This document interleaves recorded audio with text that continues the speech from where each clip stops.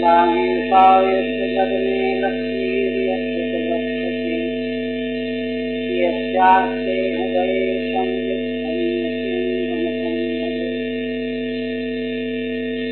विश्वसर्वविसर्गादि नवलक्ष्मीलक्ष्मम् श्रीकृष्णाष्टकं परं धाम जगद्धाम नमामि तत्।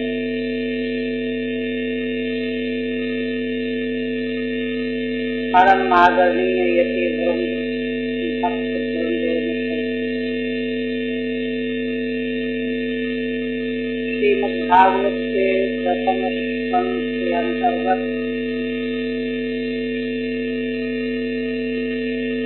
20वें अध्याय में श्री भगवान सुखदेव जी के द्वारा वर्षा ऋतु और शरद ऋतु का वर्णन किया गया। शरद ऋतु के वर्णन के प्रसंग में ही बात चल रही थी।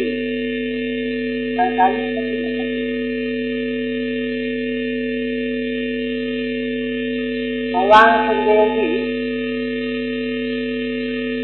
शरद ऋतु की महिमा का उल्लेख करते हुए कहते हैं कि शरद ऋतु में शीतल मंद सुगंध पवन का स्पर्श प्राप्त करके सभी प्राणियों ने ताप से अपने को बचा लिया। उनका ताप समाप्त गणा तापम प्रभु। किंतु गोपांगनाओं का ताप दूर नहीं है।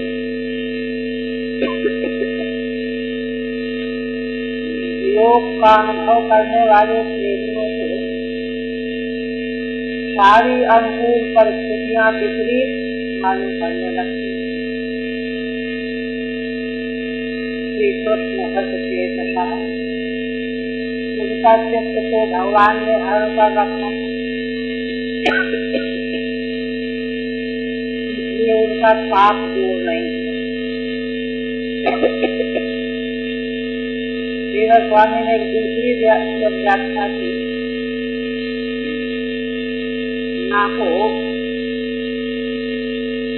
ना की व्याख्या करते होंगे नकार उपमार्थ सदा कृष्ण हत चेतसा चेतसा कृष्णमाश्रित्य यथा इत्यर्थः। श्रीधर स्वामी दूसरी व्याख्या करते हैं गोपांगनाओं का चित्त भगवान के द्वारा खींचा हुआ था,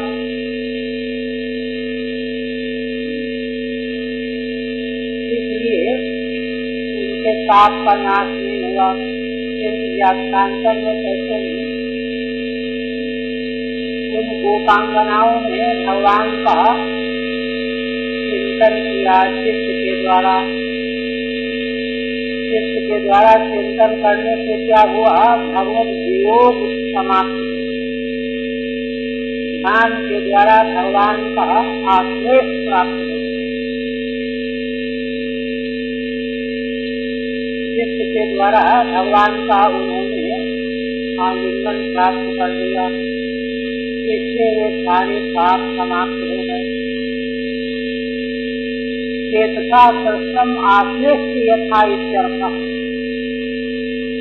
जैसे चित्त के द्वारा भगवान का आश्रय प्राप्त करके वे संताप रहित हो गई, जैसे उसी प्रकार से शरद ऋतु के आने पर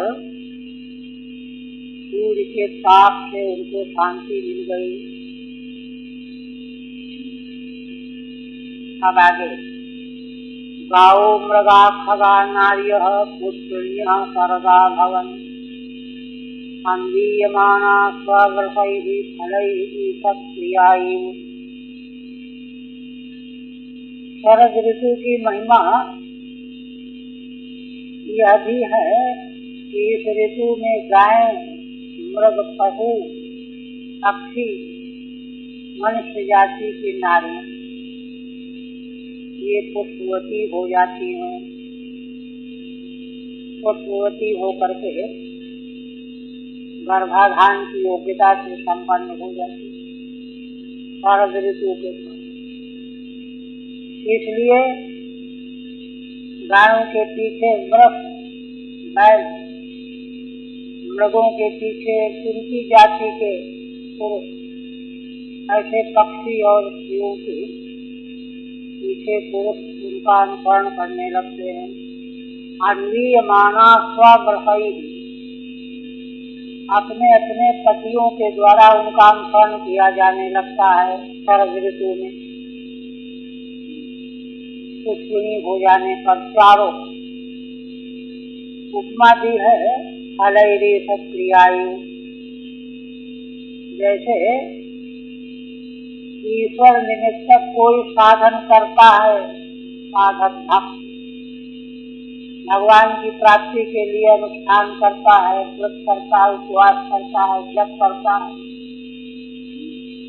तो भगवान के लिए किया गया जितना भी अनुष्ठान क्रियाकर्म है वह फल जब प्राप्त होना होता है तो फल उस कर्ता का पीछा करता है।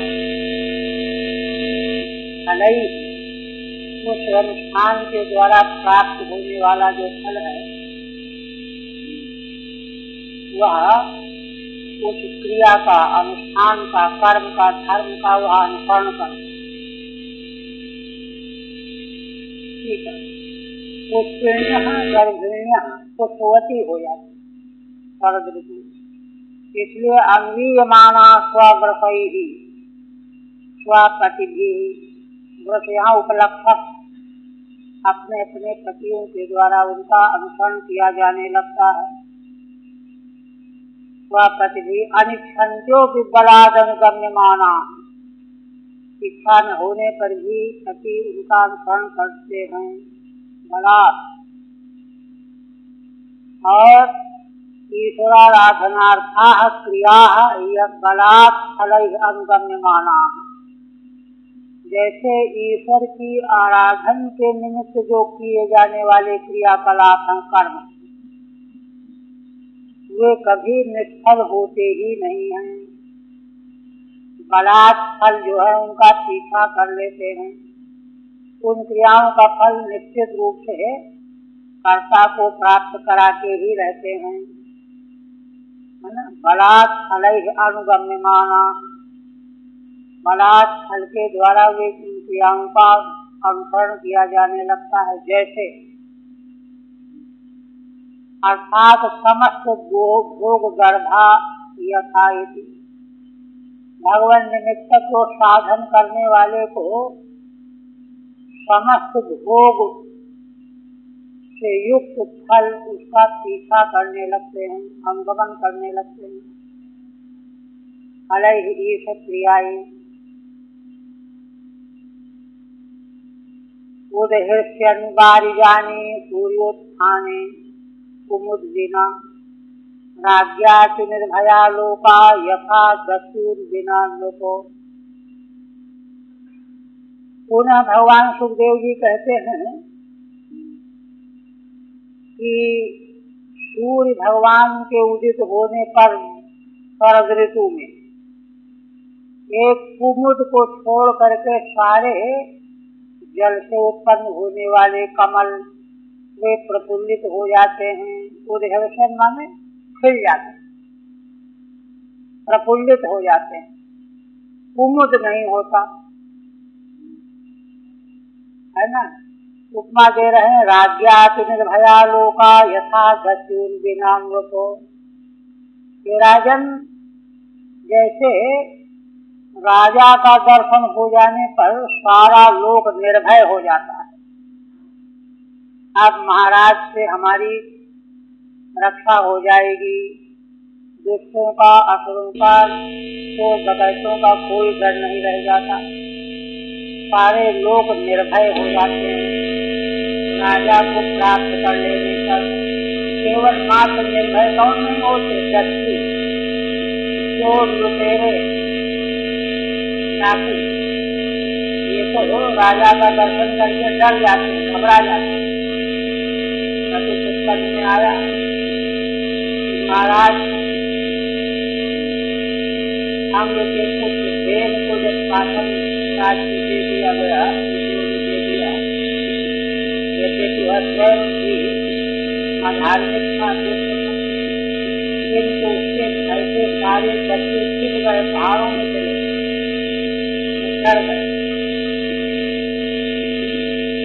फिर पशु जैसे महाराज के प्राप्त हो जाने पर सारी प्रजा निर्भय हो जाती है, तो डाकू जो है भयभीत बन जाते हैं।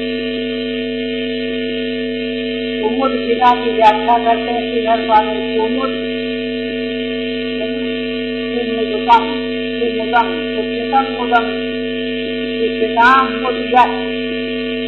इनका आनंद पुष्पित होता है, ये कुमुद नाम, पुष्पित माने आनंद। ऐसा करके दस्युओं से काम किया।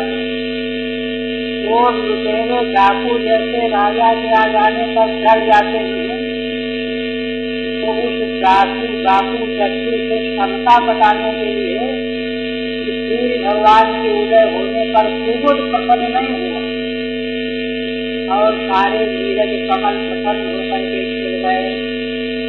तो कुमुद शब्द का यौगिक अर्थ बताया उत्थित आनंद वाला। उत्थित आनंद माने दुष्कर्म से जिसको आनंद मिलता हो। चोर, लुटेरे, डाकू तो ऐसे ही होते हैं, अधर्म पाप कर्म के द्वारा ही उनको आनंद मिलता है। तो ये जो है राजा को देख करके प्रसन्न नहीं होते। इसी तरह कुमुद सूर्य भगवान के उदित होने पर प्रसन्नित नहीं हुए। पुरग्रामे स्वाग्रहणैः इंद्रियैश्च महोत्सवैः बभौ पूषक्सस्याभ्यां कलाभ्यां वितरां हरि। फिर कहते हैं पूर्व माने बड़े बड़े नगरों में, ग्रामों में, आग्रहणैः अगहन के महीने में पहले जो अन्न पैदा होता है, धान है, जौ है, जौ नहीं, ज्वार, बाजरा, ये समय के तैयार होने वाले अन्न, तो है ना, समाज की परंपरा है कि नया अन्न आता है तो पहले यज्ञ यागादि किया, ब्राह्मणों को दान करो, साधुओं को भोजन कराओ, पूजा करो, सब उसका इस्तेमाल करो। इसलिए इस ऋतु में नए अन्न पैदा होने पर है ना, शहरों में, ग्रामों में नए अन्न से उपलक्षित उत्सव होने लगते हैं, पूजा होने लगती है। और इंद्रिय का मतलब है इंद्र संबंधी, इंद्र की पूजा की जाती है। जैसे दुर्गाती कर रहे भगवान ने निरंतर,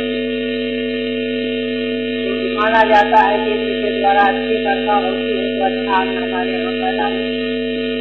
इंद्र संबंधी यज्ञादिकों का महात्मक का उत्सव किया गया, ये होने लगे ऋतु में। और बभौ पूषक्सस्याभ्यां, यह पृथ्वी पके हुए शस्य माने अन्न से आठ बन गई, संपन्न हो गई, सब प्रकार के फूल फल पक गए। और कलाभ्याम वितराम हरे, हरे कलाभ्याम, भगवान की हरि की कला में श्री कृष्ण और बलराम, भगवान के दोनों अवतार हैं, तो इनके द्वारा भूमि अत्यंत शोभा को प्राप्त होने लगी, ब्रज की शोभा लगी होती।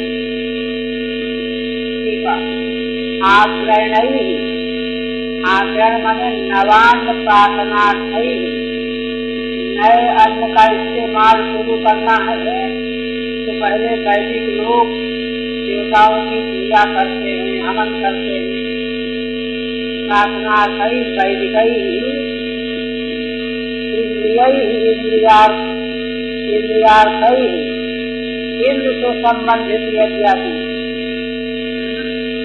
लौकिक है, उसके लौकिक भी बहुत से उत्सव दिए जाते हैं। लोक प्रसिद्ध महोत्सव वे सब महान उत्सव के रूप में प्रसन्नता पूर्वक मनाए जाते हैं। शरद ऋतु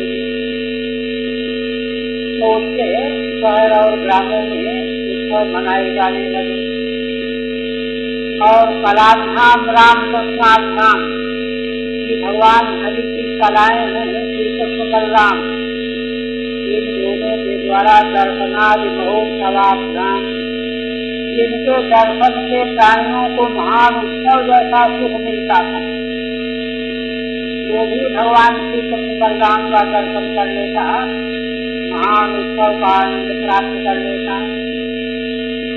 यह शोभा हो रही थी। अच्छा, आप देखिए अंतिम बात कर रहे हैं। मुनिन्द्र पश्नाता निर्गम्यार्थान प्रति वर्षा ऋतु में दूर वाले काम जो है रोक दिए जाते हैं। संत महात्मा भी चातुर्मास करने लगते हैं। एक जगह है व्यापारी जन दूर का व्यापार करना बंद कर देते हैं। वही सन्यासी और व्रत माने राजा लोग भी दिग्विजय के लिए नहीं निकलते, वर्षा खत्म होने के बाद निकलते।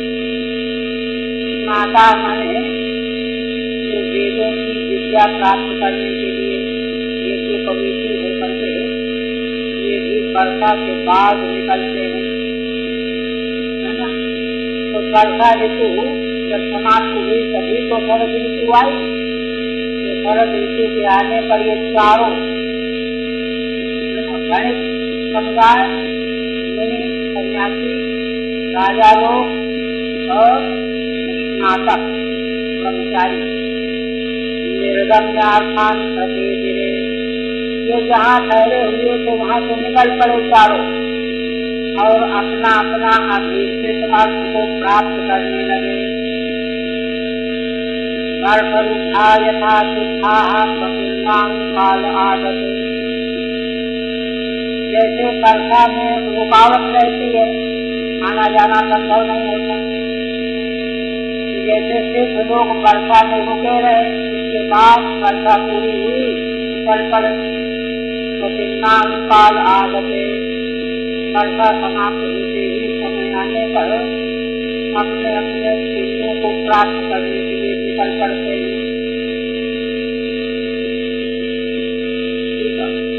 वणिजः यतयः व्रता स्नातकाः व्यापारी, यति, सन्यासी, राजा और स्नातक दृष्टाध्यान तर्कविद्धाः दुष्ट और अदुष्ट कार्यों से वर्षा में रुके रहते, अवरोध बना रहते, जाने लायक नहीं रहते।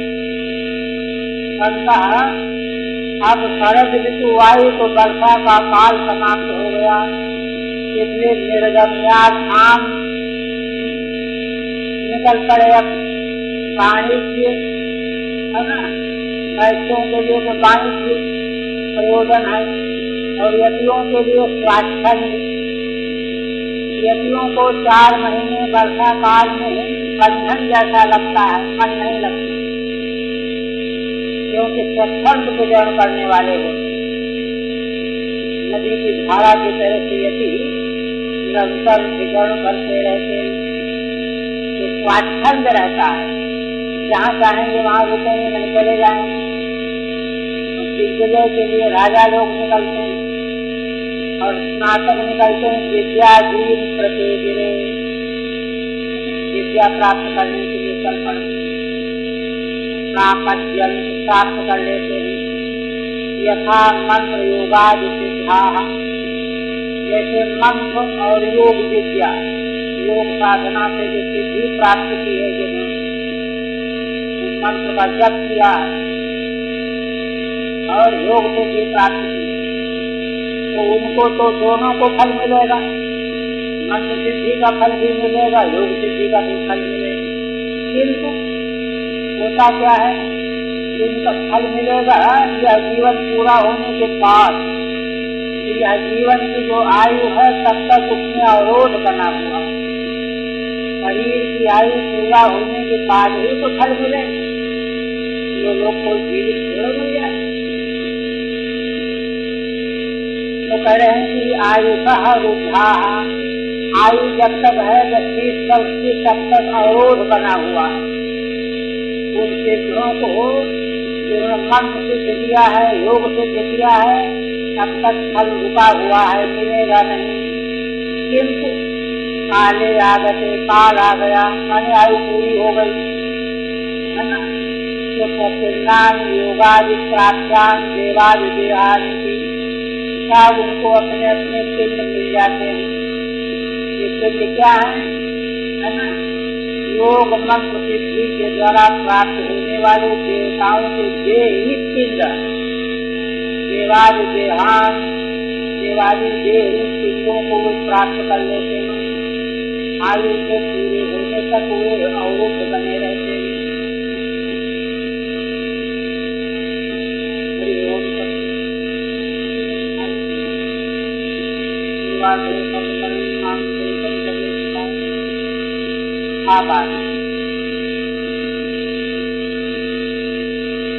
अब आगे 20वें अध्याय से विस्तृत प्रकरण जो है प्रारंभ किया जा रहा है।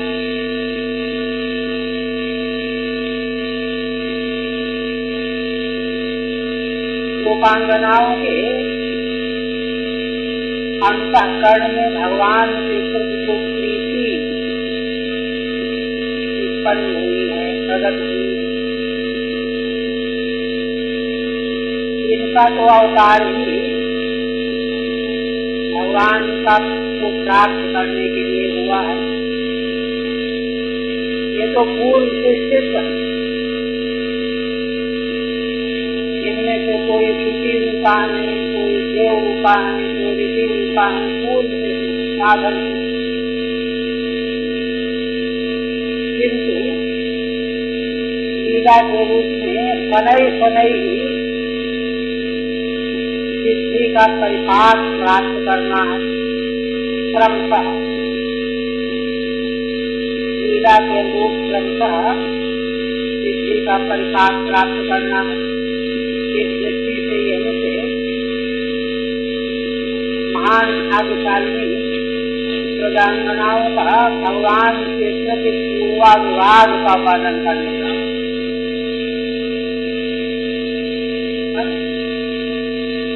प्रजांगनाएं भगवान की मंगलमयी लीलाओं का नित्य दर्शन करते करते उनकी बातचीत और उनके हाव भाव, नेत्र प्रक्षेपण,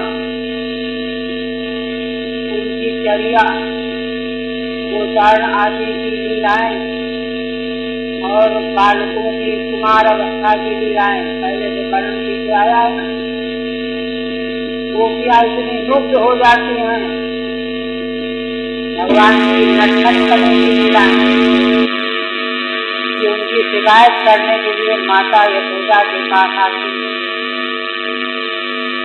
उनको तो उसमें आनंद आता है।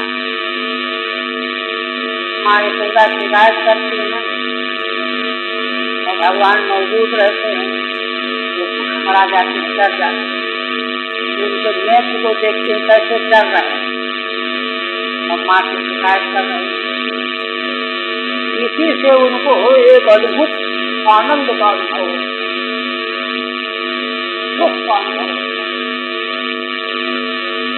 तो यहीं से प्रारंभ से लेकर के भगवान के प्रति जो महान प्रेम की धारा है वो अब बढ़ती चली जा रही है। बढ़ते बढ़ते यहाँ तक जो है अपनी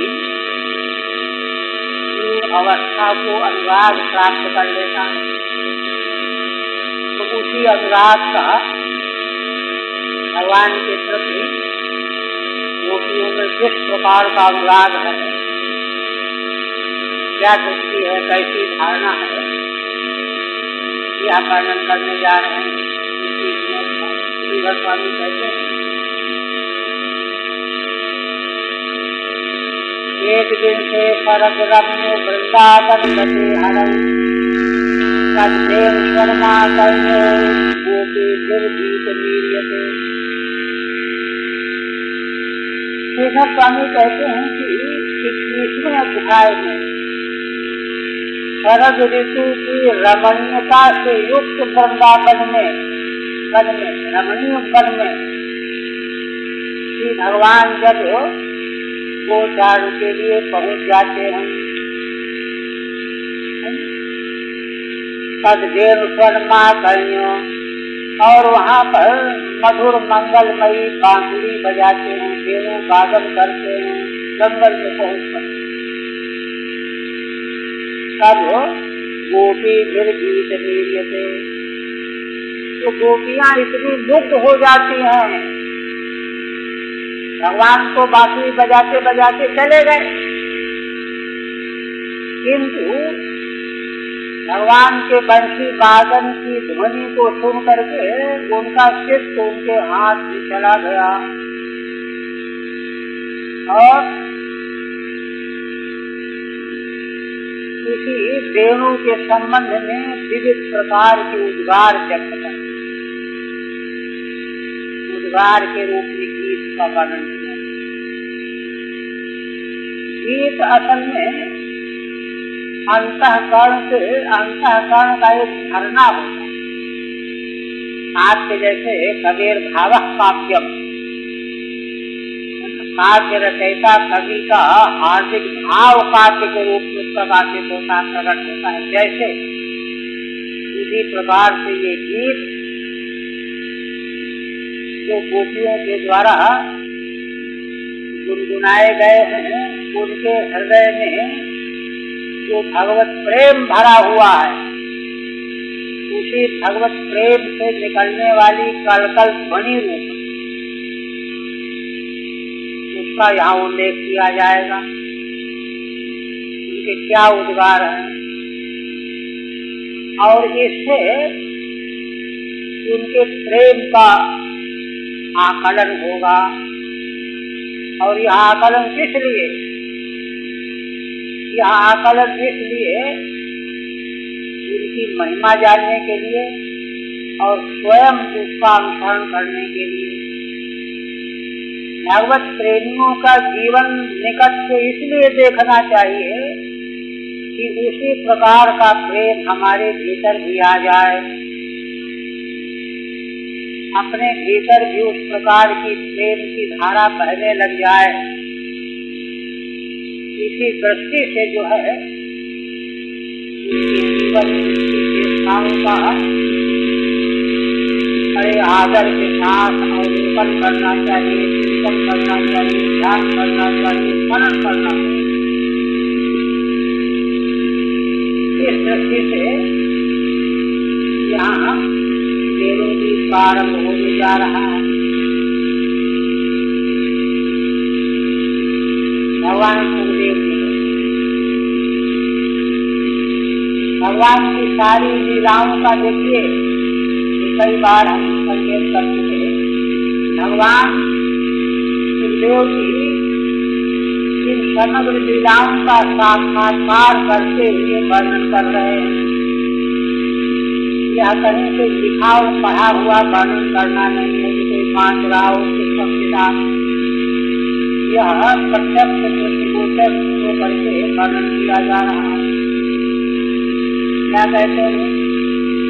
इत्थं सरस्वती जलम पद्मा कर्तुवल्लिना नरिसद वायुना पातम सा गोपालगोप्यता। भगवान सुखदेव जी कहते हैं सामान्य भगवान की नाम जो है पूर्व का परामर्श कराते हैं। नाम का है ना सबसे बनता है, पूर्व का परामर्श कराते।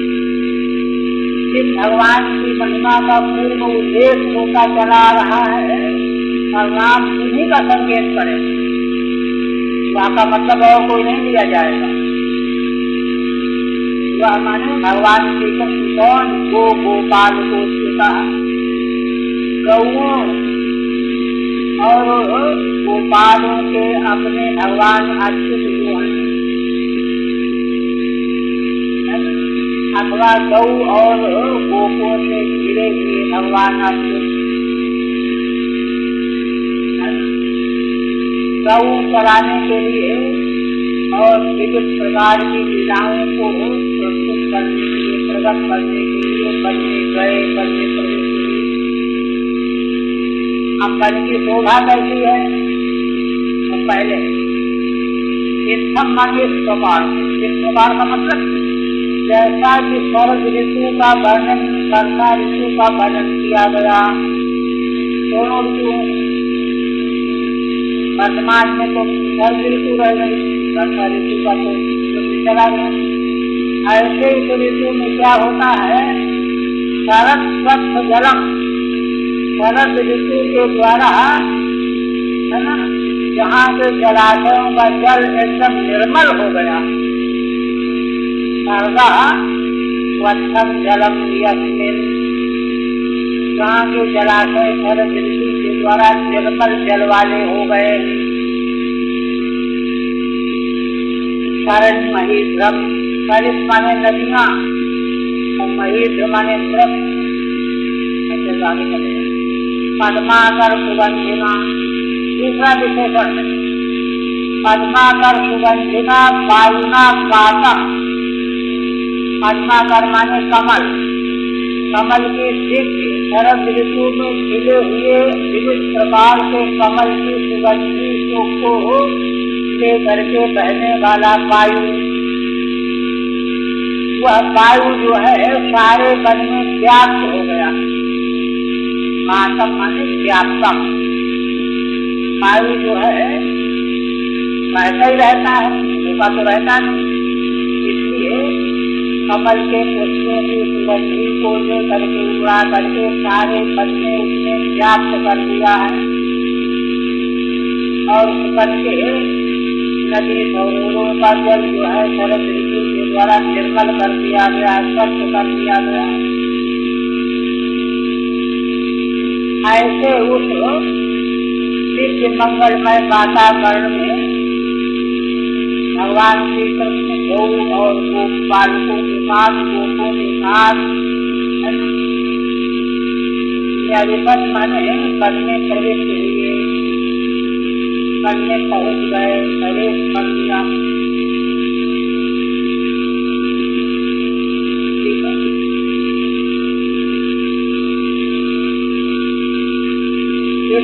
एवं भूतम वनम, इस प्रकार से ऐसा जो शोभा संपन्न वन है, सदैवा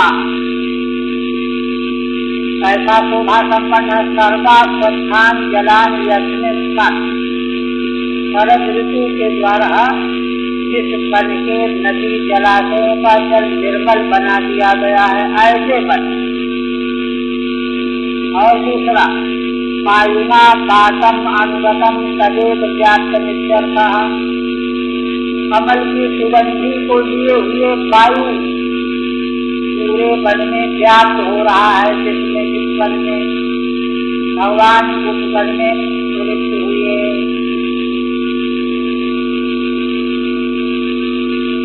सुस्मित वनराज सुखभंग कुल पुष्प सरह हरिण महीध्रम, मधुपतिरवगाहि चारण पशुपाल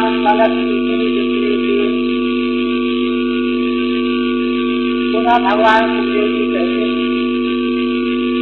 कहते हैं कि जिस वन में भगवान प्रविष्ट हुए वह कैसा है, उसमें वनराज है ना, उस वन के सारे वृक्ष फूलों से लदे हुए हैं, पुष्पित हैं, फूलों से लदे हुए हैं। और ऐसे वनों की शोभा जिनमें है ना, जिनमें बहुत सारे फूल लगे हुए, उस वन की शोभा और उन फूलों के सुगंधी और मकरंद का पान कर करके मतवाले हुए भ्रंग माने भौरे, जितने फूल लगे हुए हैं वन के वृक्षों में, जिन फूलों के मकरंद का रस पान करके भौरे मतवाले हो गए, उसमें माने मतवाले हुए भ्रंग भौरे, और केवल भौरे ही नहीं, बीज फूल पक्षियों का समुदाय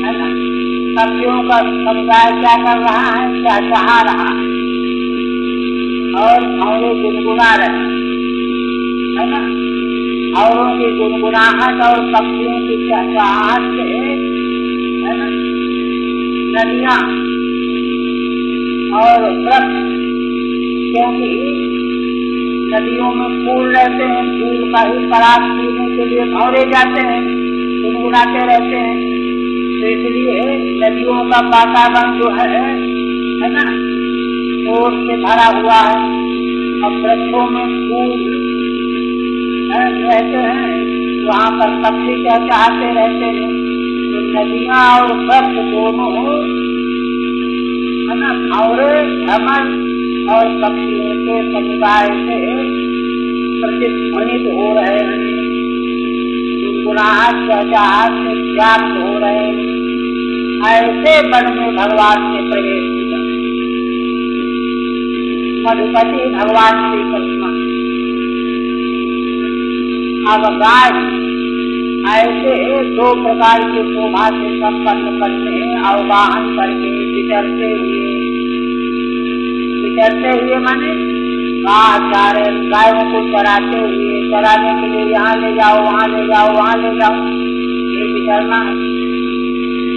और भगवान जो है गोपों के साथ में है, और बलदेव जी के साथ उसका पशुपाल पला, बलदेव जी साथ में है और गोप जन साथ में, जिनके साथ में गायों को चराते हुए भगवान बच्चे यहाँ से वहाँ, वहाँ से यहाँ भ्रमण कर रहे हैं। वन की शोभा कैसी है, जहाँ जलाशयों के पास फूलों में भंवर गुनगुना रहे हैं, और पक्षी वृक्षों की फूलों की शाखाओं में चहचहा रहे हैं। ऐसे उस वन में अवगाहन करते हुए त्रिभुज वेणु, भगवान ने वेणु की ध्वनि निकाली, बंसी बजाई। ततश्च कुसुमित वन राजित, कहते हैं इसके बाद फूलों से लगे हुए वन की शोभाओं के मध्य में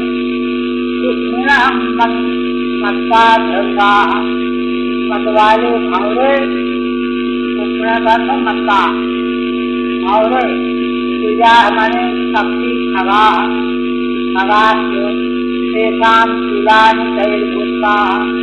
इन दोनों के कुल माने धूम समुदाय के समुदाय, एक तो थोड़े रहते पक्षियों का समुदाय, भ्रमरों का समुदाय,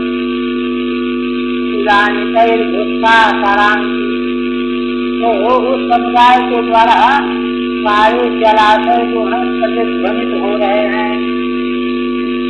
और महिषास जो वृक्ष में पक्षी, और जलाशयों के पास, फूलों के पास भ्रमण, दोनों प्रतिध्वनित हो रहे हैं। ऐसी ही शोभा जिस वन की है, यज्ञ सद्वनम, उस वन को भगवान श्री कृष्ण ने अवगाहन करके माने चलते चलते वहाँ प्रविष्ट होकर के आगे प्रविष्ट वेणु आवादयत, वेणु की ध्वनि निकाली, वेणु बजा दिया।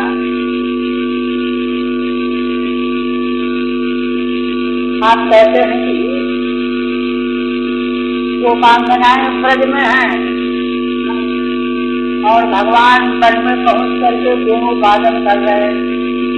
तात्पर्य आसुत्यो देव गीतम स्वरूपयम् काश्चित् परोक्षं कृष्णस्य वर्णयन्। भगवान सुखदेव जी कहते हैं कि राजन देखो, ब्रज की उन गोपियों ने यजस्त्रिया है ना सात वेणु गीतम आसुत भगवान के द्वारा बजाए जाते हुए वेणु के ध्वनि को सुना। वेणु गीतम का विशेषण है स्मरोदयम, जो वेणु गीत की ध्वनि भगवान से मिलने की अभिलाषा को जगाने वाला गीत है ना। वेणु वादन करने वाले भगवान से मिलन की प्यास जगाने वाला है गीत वह स्मरोदयम वेणु गीतम आसुत। क्या हुआ उससे? काश्चित् परोक्षम कृष्णस्य, अब भगवान को बन चले गए, बजाते हुए जा रहे हैं, सुन लिया है ना। अब कुछ गोपियां भगवान सामने है नहीं, ये तो बजाते हुए पहुंच गए मन में, किंतु जिन गोपियों ने सुना भगवान के उस वेणु गीत को जो उनकी स्मृति को जगाने वाला है ना, तो भगवान समक्ष नहीं रहते हुए भी ये गोपियां अथवा सखी जो अन्य वर्णयन अपनी सखियों को वर्णन करने लगती हैं, कहने लगती हैं। उनसे रहा नहीं जाता, इसलिए अपने सखियों से अपने विचार व्यक्त करने लगती हैं, वर्णन करने लगती हैं। ठीक है। सत्कृष्ण वेणु गीतम स्मरस्य हृदयो यस्मात्, भगवान श्री कृष्ण के द्वारा बजाया हुआ वह गीत जिसको सुन करके भगवान की याद ताजा होती है। स्मरस्य हृदयो यस्मात्, स्मरण होता है भाव व्यग्रता सदा जिसको सुनते ही मिलन का भी प्रभाव पैदा हो जाए, उसको सुन करके सोचवा परोक्षम यथा भवति तथा, है ना। भगवान को दूर चले गए हैं, परोक्ष में है, किंतु फिर भी उससे रहा नहीं जा रहा और वे अपने सखियों से वर्णन करने लगती यथा भवति तथा ब्रजे स्थितत्वात्। परोक्ष इसलिए है कि ये तो ब्रज में स्थित है, भगवान को गोपों के साथ गायों को लेकर के जंगल जा चुके, इसलिए परोक्ष ही है। कर्णयुग्मारब्धाः स्मरन्त्यः स्मृतिस्थितम् नाशकं स्मरते वेणो विक्षिप्तमनसो। देखिए भगवान सुखदेव जी क्या कहते हैं, राजन देखो, वे भगवान के वेणु गीत की महिमा का वर्णन करना चाह रही हैं, आरंभ भी कर दिया तत्वर्णयितुमारब्धाः, किंतु वर्णन करना आरंभ करने पर भी भगवान श्री कृष्ण की चेष्टाएं उनको स्मरण आ गई। अन्य समय की भगवान की चेष्टाओं का स्मरण उनको हो आया है ना। क्यों? क्योंकि स्मरण के उदय का अर्थ ये है कि उन भगवान से मिले बिना रहा न जाए। मिल तो सकते नहीं, तो परोक्ष है। तो क्या होता है, जिससे कुछ प्रेम होता है, जब परोक्ष होता है तो उसकी नाना प्रकार की चेष्टाएं याद आने लगती हैं, बुद्धि में आने लगती है। यही हुआ, भगवान की चेष्टाओं की स्मृति उनको आ गई। भगवान कैसे सुंदर हैं, भगवान कैसे मुस्कुराते हैं, भगवान कैसे बात करते हैं, भगवान कैसे परिहास करते हैं, उनकी नाना चेष्टाएं उनको स्मरण में आ गई, स्मृत हो गई। इसलिए ना सकन स्मर वेगेनो, भगवान के अतिशय मिलन का जो वेग था वही स्मर है, उसके वेग से वर्णन करने में असमर्थ हो गई। क्यों असमर्थ हो गई? विक्षिप्त मनसोर्नपो, हे राजन, वे गोपियां, जो गोपियों का मन विक्षिप्त हो गया। 3 प्रकार का मन होता है, योग सूत्रकार ने बताया, शांत, क्षिप्त और विक्षिप्त। समाहित मन शांत होता है, रजोगुणी मन क्षिप्त होता है, और जहां कोई होश ही न रहे विक्षिप्त होता है उनका मन। और इस विक्षिप्तता का कारण है भगवान की स्मृति, उनसे मिलने की तीव्र लालसा, इसने उनके मन को विक्षिप्त बना दिया।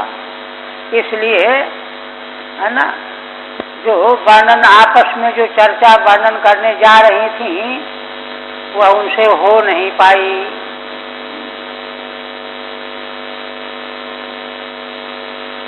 अच्छा, आप देखिए श्री भगवान का कैसा उनको स्मरण आया था, जिस स्मरण के कारण विक्षिप्त हो गई थी। टीका इसकी रह गई ना, विक्षिप्त मनसो व्याकुल चित्ता, ज्यादा व्याख्या नहीं, व्याकुल चित्त हो गया। अब व्याकुल चित्त होने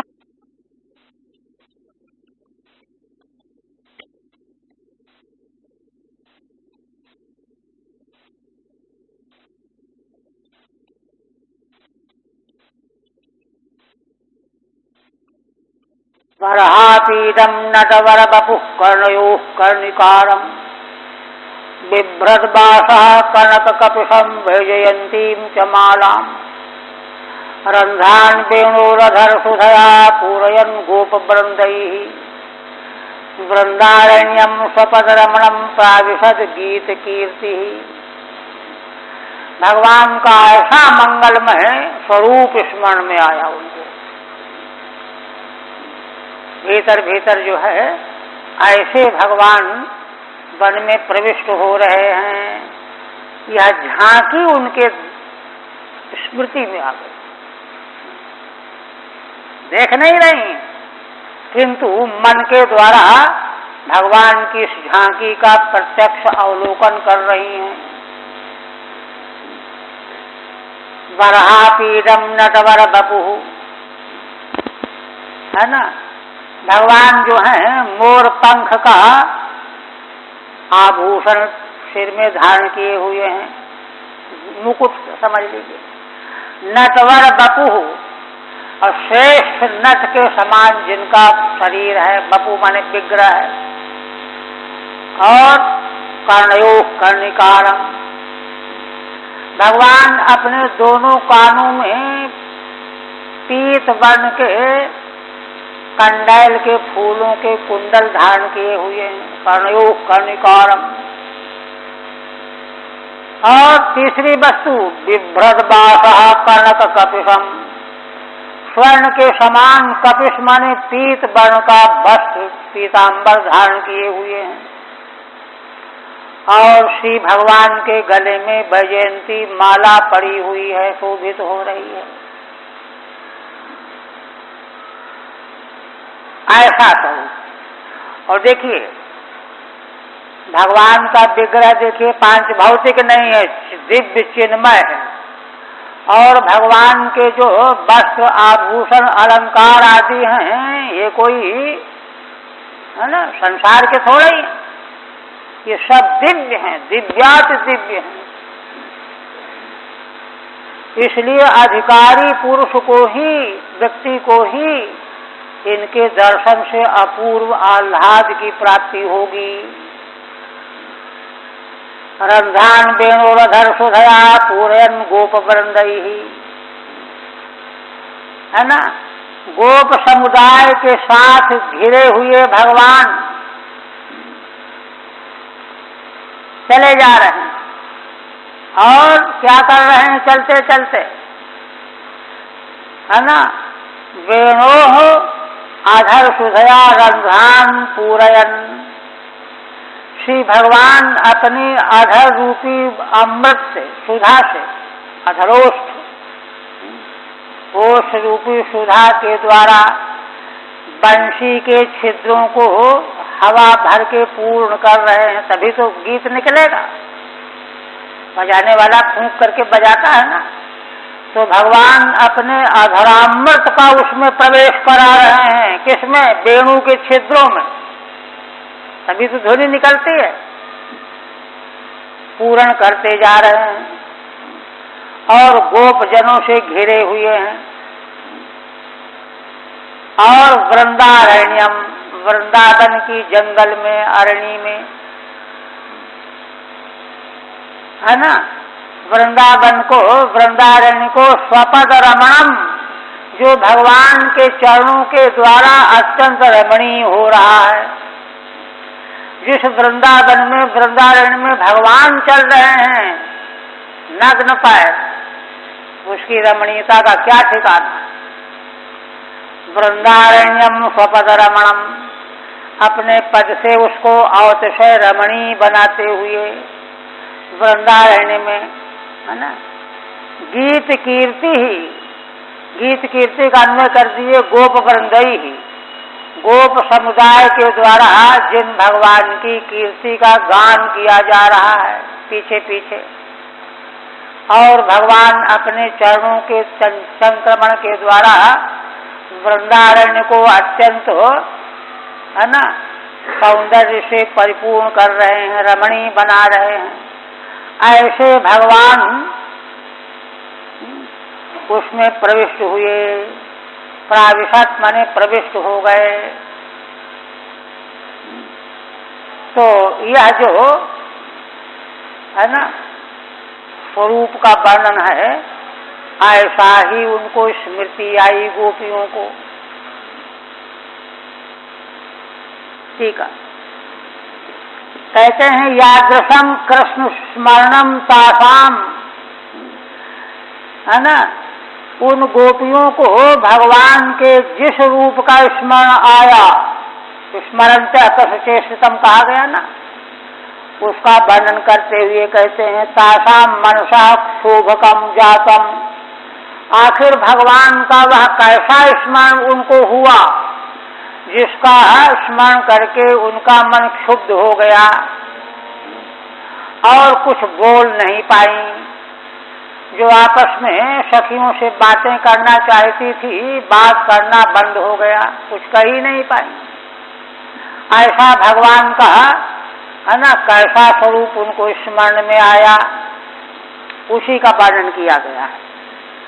सदा वरहा पीडमिति नटवद वरम बपुर बिभ्रत। श्रेष्ठ नट के समान सुंदर बपू शरीर धारण किए हुए हैं भगवान, बपुर बिभ्रत। ऐसे भगवान वृंदावन में प्रवेश हुए। वाक्य बना दिया, पहले पूरे छंद से वाक्य बना दिया। भगवान श्रेष्ठ नट का विग्रह धारण किए हुए वृंदावन में प्रवेश हो रहे हैं। यह दर्शन हुआ गोपियों को। कथम भूतम वनम, वन कैसा है? तो कहते हैं स्वपदैहि अंकितैहि रमणम रतिजनकम। स्वयं भगवान के चरणों के द्वारा, है ना, अंकित होने से अत्यंत रमणीय रतिजनक बन रहा है, शोभा प्रकट कर रहा है। उस वृंदावन में प्रविष्ट हुए। गोप वृंदैर गीत कीर्ति, भगवान का विशेषण है गोप समुदाय के द्वारा जिन भगवान की यशो गाथा गाई जा रही है, ऐसे भगवान। तथा बर्हमयम आतीदम शिरोभूषणम बिभ्रत। और भगवान वर्धमय माने मयूर पुच्छमय, आतीद, सिर का भूषण मुकुट वगैरह धारण किए हुए हैं।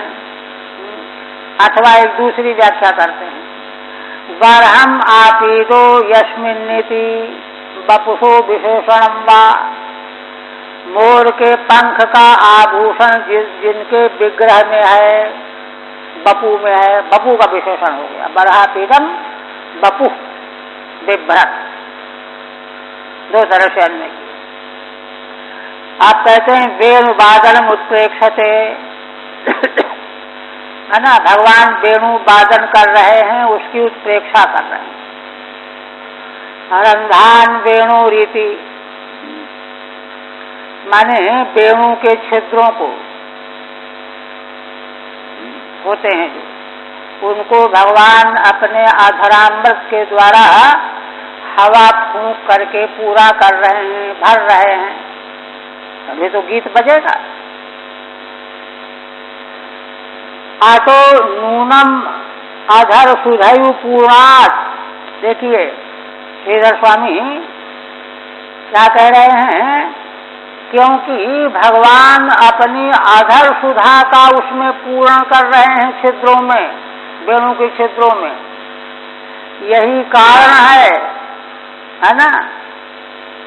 इसीलिए नूनम अधर सुधयु पूर्णात, भगवान ने अपने ओष्ठ की सुधा अमृत को ही भर दिया है वेणु में, इसलिए उच्चलंती गीतवत प्रसर्पितुम अर्हति भावः, इसीलिए वह वेणु, भगवान के द्वारा बजने वाला वेणु, है ना, बड़े उच्च कोटि के गीत को प्रकट करता हुआ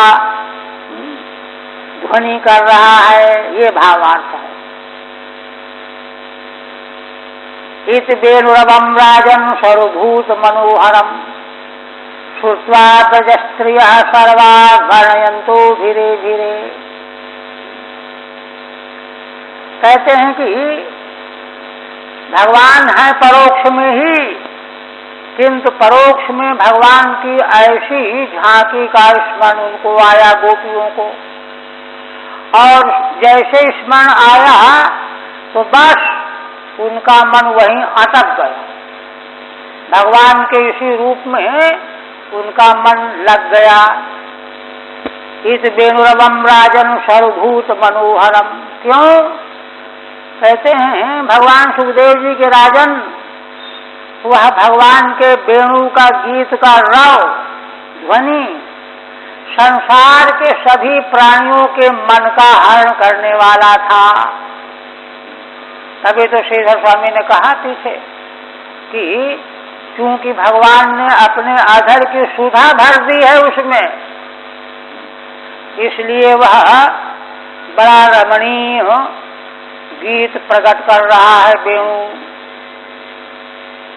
सर्वभूत मनोहरम प्रजस्त्रियः सर्वा,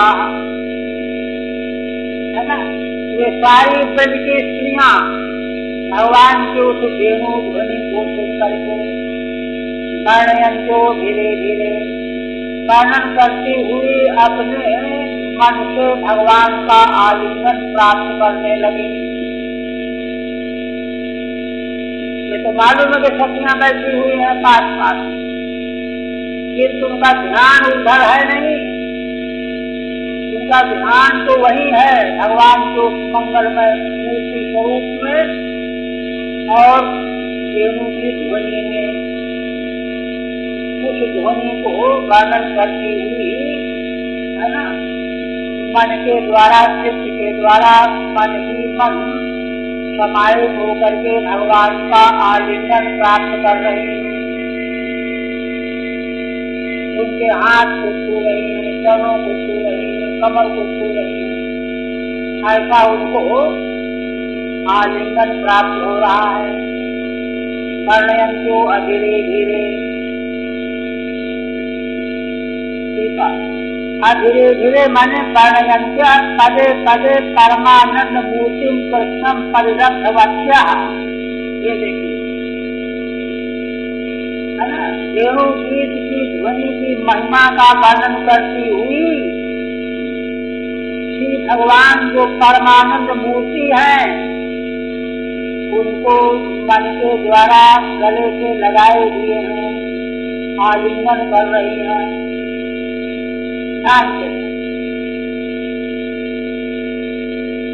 और अब जो है देखिए भगवान सामने है नहीं, किंतु इतना प्रगाढ़ अनुराग है गोपियों में कि उनको समाधि अवस्था में, ध्यान अवस्था में भगवान का आलिंगन प्राप्त है, परमानंद मूर्ति भगवान का। और आप वर्णन कर रहे हैं गोप्य ऊँचू में देखिए बहुवचन का गोपी गोप्यो गोप्य है, बहुवचन का प्रयोग है। तो यहाँ बहुवचन का मतलब ये नहीं है कि सब एक साथ तो कहेंगे नहीं, एक गोपी कहेगी फिर दूसरी कहेगी तीसरी कहेगी, है ना, अलग अलग उनके वक्तव्य उनके उद्गार हैं। किंतु सामान्य उपदेश के लिए भगवान सुखदेव जी ने बहुवचन का प्रयोग कर दिया। वे गोपियां कहने लगी, कहेंगे तो एक ही है, क्योंकि बहुतों को कहना है, सबों को कहना है, जो सती रूप में जी होंगे वहां पर, इसलिए उन सबों के लिए बहुवचन का प्रयोग कर दिया गया। गोप्य ऊँचू तो माने एक एक पद जो आगे आ रहा है, कोई एक गोपी कह रही, फिर दूसरा पर दूसरी गोपी कह रही, तीसरा तीसरी गोपी कह रही। इस तरह से सारे कर्तव्य के लिए बहुवचन का गोप्य प्रयोग किया भगवान सुखदेव जी ने। क्या कहती हैं?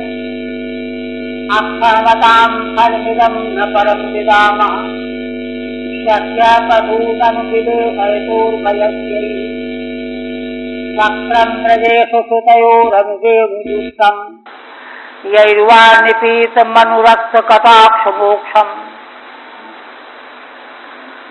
गोपियां क्या कहती हैं? कहती हैं कि हे सखियों, अक्षरवतां, देखो संसार के प्राणियों को जिनको नेत्र मिले हुए हैं, आंख मिली हुई है, आंख वाले जो हैं, नेत्र वाले जो हैं, आंख वाले नेत्र वाले होने का फल यही है। अक्षरवताम इदमेव फलम न परम।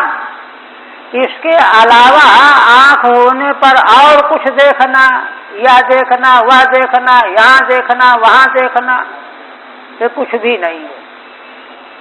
अगर आंख किसी को मिली हुई है, आंख वाला है, तो इन भगवान का अवलोकन करना ही आंख वाले होने का, आंख होने का परम फल है, और कुछ नहीं, न परम। तो कहते हैं कि भाई कम से कम हम लोगों के लिए तो यही है, वयम न परम विदामः, हम लोग तो भाई इसके अलावा नेत्र होने का कोई फल हमको नहीं मालूम। क्या फल क्या है? सख्या संबोधन है। हे सखियों, एक गोपी कह रही है और सभी को संबोधित करे, हे सखियों, जिन जिनको नेत्र प्राप्त हैं, नेत्र वाले जो हैं, आंख वाले जो हैं, उनको आंख वाले होते हुए उनको इन भगवान का दर्शन प्राप्त कर लेना ही परम फल प्राप्त कर लेना है, और तो कुछ भी नहीं है। ना परम विदाम। कहते हैं कि है ना, क्या देखना फल है? तो कहते हैं पशून अनुविवेशयतोर वयस्यैहि। ये दोनों श्री कृष्ण और बलराम अपने वयस्य माने मित्रों के साथ, ये दोनों भाई श्री कृष्ण बलराम पशुओं को आगे आगे किए हुए, है ना, वृंदावन में प्रवेश कर रहे हों, जा रहे हों, गोपों के साथ मिले हुए, गायों को लिए हुए चले जा रहे हों, ये दर्शन करना है, दर्शन का पूरा स्वरूप बता रही हैं। और उस समय वक्त्रम ब्रजेश श्रुतयो अनुवेणुजुष्टम, उस समय ब्रजेश नंद बाबा के दोनों पुत्र श्री कृष्ण और बलराम है ना, इन दोनों का मुखार बिंद का दर्शन, कैसा दर्शन, अनुवेणुजुष्टम, माने जिन भगवान का मुखार बिंद वेणु में लगा हुआ है बजाने के लिए, अधरोष्ठ में लगा हुआ है ना, माने भगवान के मुखार बिंद में वेणु अधरोष्ठ में आश्लिष्ट बना हुआ है, चिपका हुआ है, आश्लिष्ट हो गया, वेणु के द्वारा सेवित है, मानो वह वेणु ही भगवान के अधर सुधा का पान करने के लिए वहां आ गया है, सेवन कर रहा है, लग गया है आकर के। भगवान ने लगाया नहीं, वह स्वयं भगवान के अधरोष्ठ का अमृत पान के लालच में आ गया है, आश्लिष्ट हो गया है। ऐसे भगवान के मुखार बिंदु का दर्शन करना नेत्र वालों का यही सबसे बड़ा फल है और कुछ नहीं। कहते हैं कि ऐसे भगवान के स्वरूप को देखिए, यहाँ पर कई चीजें आ गई।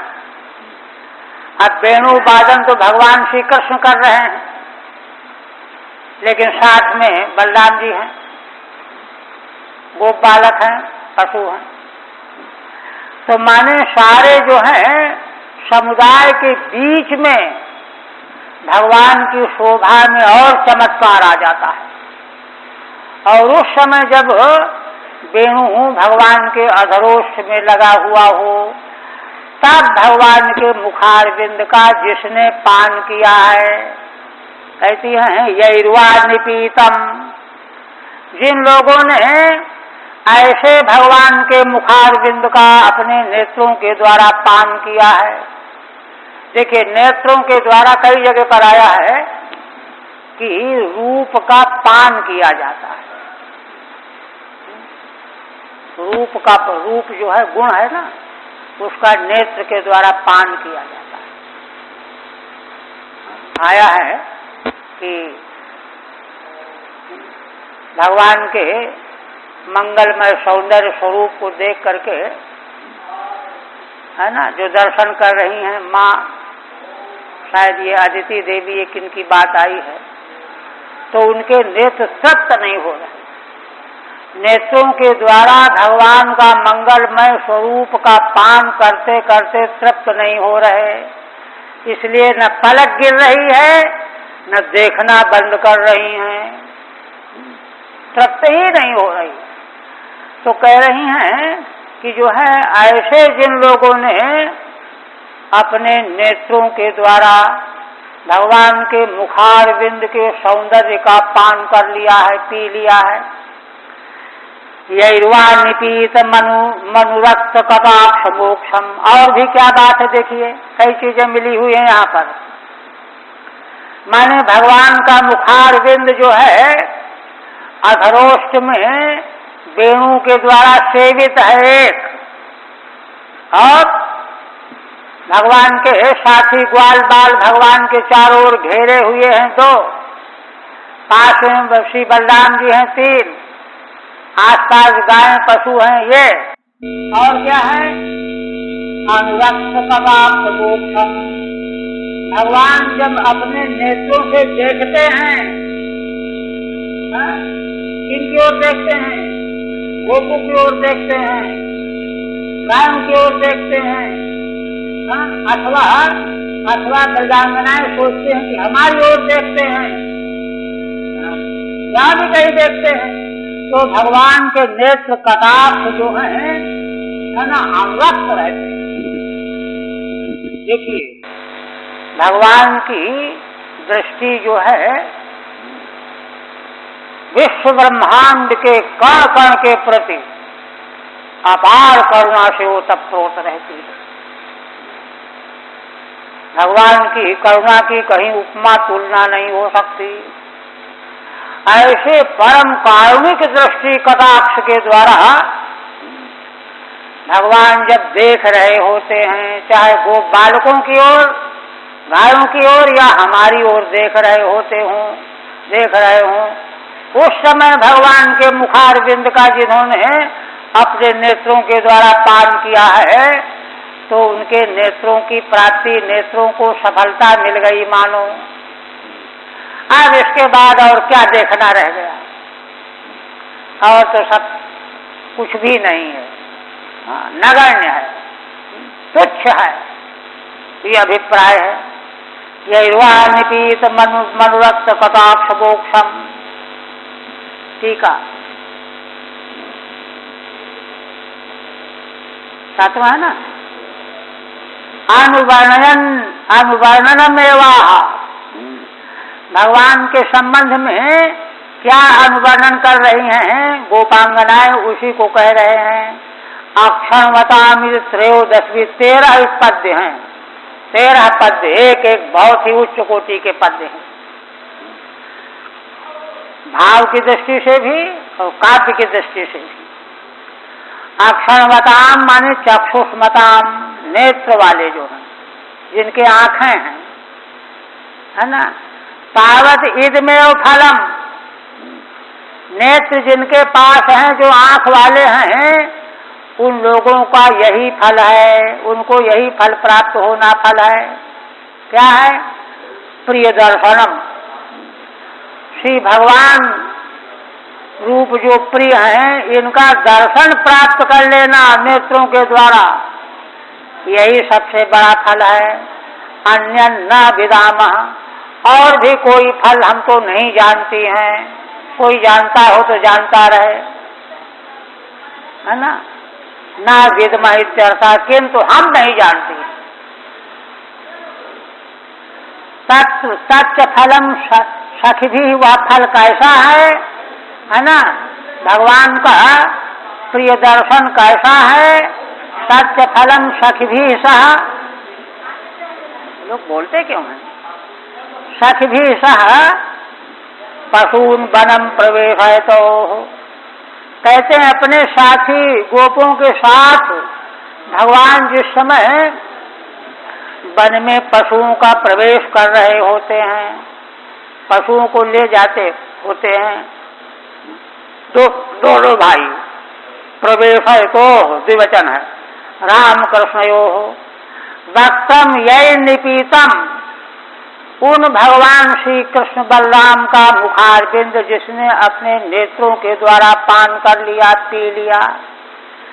तैरेव जुष्टम सेवितम, मानो उन्होंने ही सेवन किया, नेत्र के द्वारा पान किया। नान्यरित्यर्थः, क्योंकि और लोगों ने, माने जिन लोगों ने श्री कृष्ण बलराम के मुखारविंद का दर्शन ही नहीं प्राप्त किया, भले चाहे उनके जैसे भी नेत्र हों, उन्होंने कुछ भी नहीं प्राप्त किया। कथम भूतम वक्त्रम, भगवान का मुखारविंद कैसा है जिसका उन्होंने पान किया। अनुवेणु माने वेणुम अनुवर्तमानम,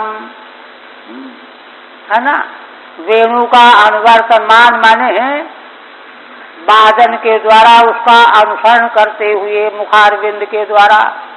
तम वादयत माने वादन करते हुए, क्षत्रिय प्रत्यांत है।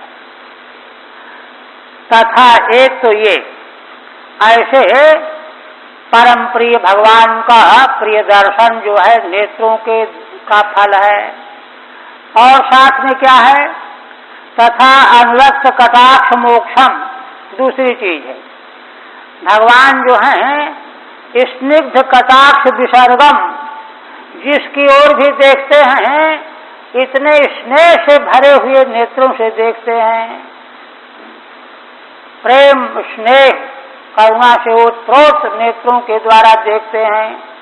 तो भगवान का अपने भक्तों को, प्रियजनों को जो दर्शन करना, देखना है, कटाक्ष विसर्ग है, इसका जिसने दर्शन कर लिया है उसके नेत्र भी सफल हो गए।